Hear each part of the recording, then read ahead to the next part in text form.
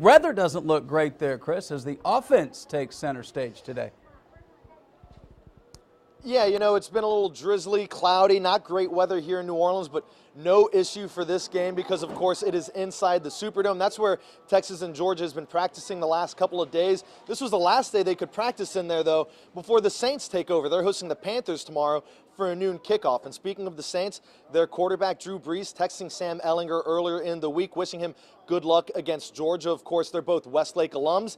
And in that Sugar Bowl, Ehlinger will be playing in Brees' home stadium. Now, speaking of that bowl game, as far as this matchup goes, it's a traditional Big 12 versus SEC game, but these are two different styles of offenses.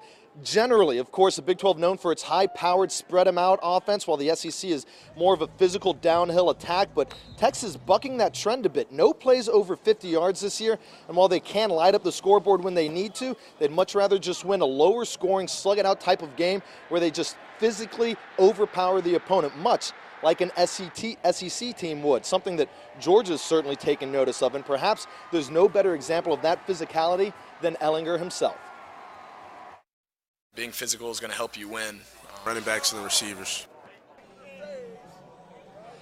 Those physical receivers, Lil Jordan Humphrey and Colin Johnson, both have big decisions to make about whether or not they'll enter the NFL draft or come back for their senior seasons next year. Humphrey not disclosing what the NFL draft committee told him, but Johnson announcing that they recommended he actually come back to school. Both of them, though, not looking past what could potentially be their final game as a Longhorn. I'm not focusing on that right now at the moment to throw the football to him next year.